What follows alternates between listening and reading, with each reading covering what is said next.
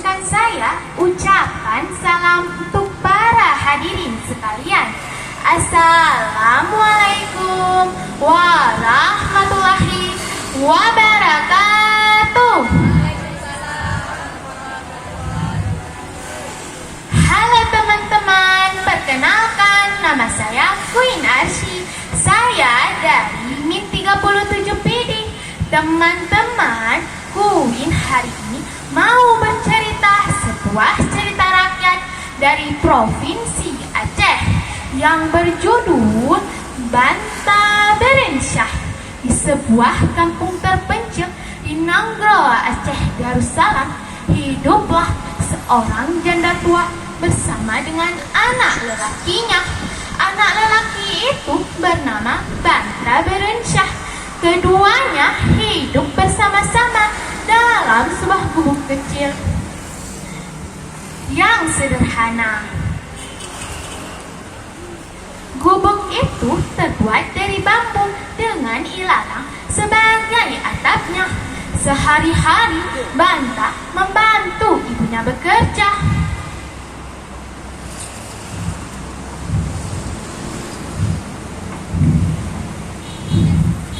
Ibu Banta bekerja menapis sekam, sedangkan Banta mengumpulkan sekam yang belum ditapis di ladang.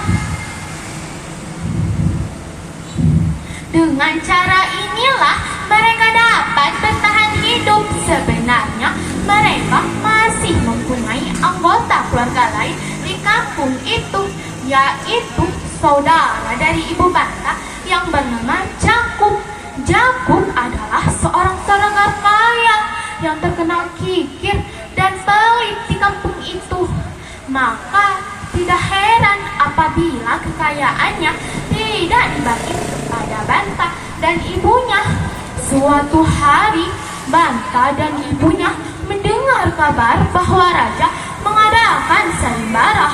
Raja mempunyai seorang putri yang cantik jelita yang bernama Putri Terusmata. Sang putri menginginkan baju yang terbuat dari emas dan suasa, campuran dari emas dan tembaga. Sang raja pun mengumumkan bahwa pemenang dari sayembara tersebut akan dinikahkan dengan Putri Terusmata. Banta pun mencoba peruntungannya dengan pergi mencari baju yang diinginkan oleh sang putri. Ma, oh ma, assalamualaikum. Ma, tok. Oh ma. Iya nak, waalaikumsalam. Ada apa? Mak, tadi kan raja mengadakan sayembara, mak. Sayembara apa nak? Katanya kan mak, siapa yang menemukan kain berbahan emas dan suasa kan mak, akan dinikahkan dengan Putri Terusmata mak.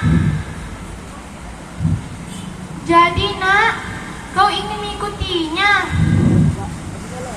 Iya mak, apa boleh aku mengikutinya mak? Tapi nak, kau anak satu-satunya emak. Kumohonlah mak, hanya kali ini saja. Baiklah nak, kalau begitu emak mengizinkanmu. Hah? Benarkah mak? Kalau begitu aku pamit dulu ya. Tunggu dulu. Ada apa mak?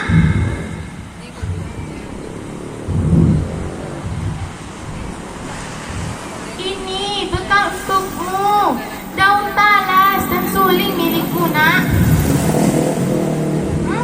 Terima kasih ya mak. Kalau begitu aku pamit dulu ya. Hati-hati nak. Setelah selesai berpamitan dengan ibunya, Banta pun ke pelabuhan. Kebetulan Jakub hendak berlayar sehingga Banta menumpang di kapal milik pamannya.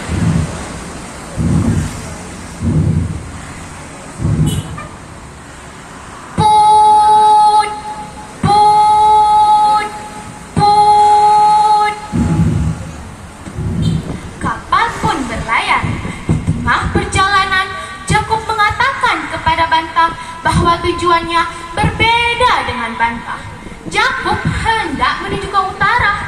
sedangkan bantah menuju ke barat. Wahai saudaraku, maafkan aku. Aku tidak tahu kalau aku akan menuju ke utara. Apa? Bukannya kau akan menuju ke barat? Kenapa malah ke utara? Maafkan aku sekali lagi. Aku tidak tahu. Baiklah, kalau begitu aku menggunakan daun talas yang diberikan ibuku saja. Bantah pun menggunakan daun talas yang diberikan ibunya untuk melanjutkan perjalanannya. Daun talas itu rupanya kuat menahan tubuh bantah hingga ia sampai di tujuan. Sesampainya di tempat yang ia tuju, bantah bergegas mencari tukang-tukang tenun yang memiliki kain berbahan emas dan suasa. Rupanya kain itu tidak mudah ditemukan. Bantah harus mencari sampai 7 tukang tenun, baru ia menemukan juga kain itu. Bantah sangat senang karena setelah mencari ke beberapa tukang tenun, baru ia menemukan juga kain itu. Permisi Pak, di sini ada kain berbahan emas dan suasa. Kain berbahan emas dan suasa ya, Dek? Ada, Dek. Kalau begitu, aku ambil satu ya, Pak.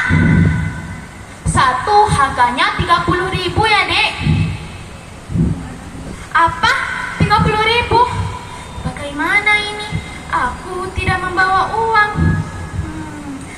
Aku tahu. Pak, apa boleh aku memainya dengan menggunakan seruling? Menggunakan seruling ya, Dek? Bagaimana ya? Baiklah kalau begitu, karena ini tinggal satu lagi. Kalau begitu, aku mulai sekarang ya, Pak.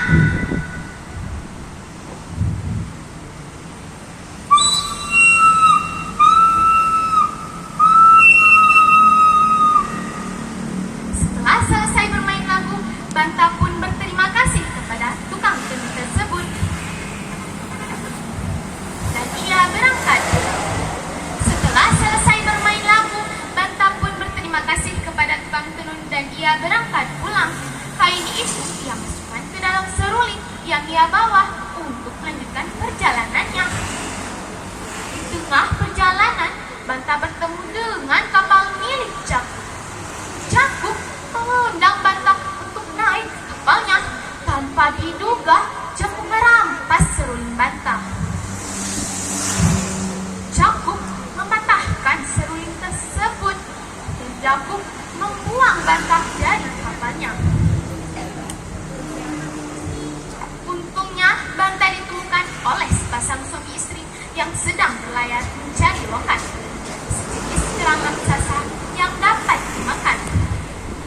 Pasangan suami istri ini sangat senang menemukan Bantah karena mereka tidak mempunyai anak. Bantah dirawat beberapa hari di rumah mereka. Setelah keadaan Bantah membaik, Bantah pun berterima kasih kepada mereka. Pasangan suami istri ini merasa sedih, tetapi mereka mengizinkan Bantah pergi dengan memberikan bekal untuk melanjutkan perjalanannya. Daun talas itu untuk melanjutkan perjalanannya. Jakub akhirnya menemukan kain berbahan emas dan suasa.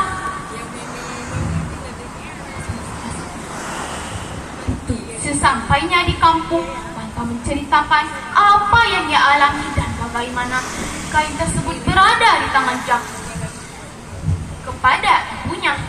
Rupanya ibu Bantah sudah mendengar tentang Jakub dan kain berbahan emas dan suasa itu. Ibu Bantah tidak menyangka bahwa Jakub akan berbuat jahat kepada Bantah. Kabar tentang acara pernikahan Jakub dan Putri Tursmata pun terdengar. Bantah pun pamit kepada ibunya dan bergegas ke acara pernikahan itu. Ketika Bantah tiba, acara pernikahan akan dimulai. Tiba-tiba di tengah acara pernikahan, seekor burung elang masuk dan mengitari burung tersebut. Burung elang tersebut mengeluarkan suara dan mengatakan bahwa kain berbahan emas dan suasa pada Jakub bukan miliknya, tetapi milik Bantah. Awalnya tidak ada yang mendengar burung elang tersebut, tetapi burung elang tersebut terbang rendah hingga suaranya dapat didengar oleh semua orang, termasuk raja dan putri Terusmata. Jakub yang mulai panik pun berusaha melarikan diri melalui jendela, tetapi kakinya tersandung hingga ia jatuh dan meninggal dunia. Bantah raja pun bertanya kepada Bantah tentang kain berbahan emas dan suasa. Bantah menceritakan apa yang ia alami dan bagaimana kain tersebut berada di tangan Jakub. Bantah pun menjadi penerus kerajaan. Pesan moral yang dapat kita ambil dari cerita ini, jangan suka berbuat jahat sama siapa saja. Kita harus selalu saling menolong dalam kebaikan. Jangan suka berbuat jahat sama siapa saja. Demikianlah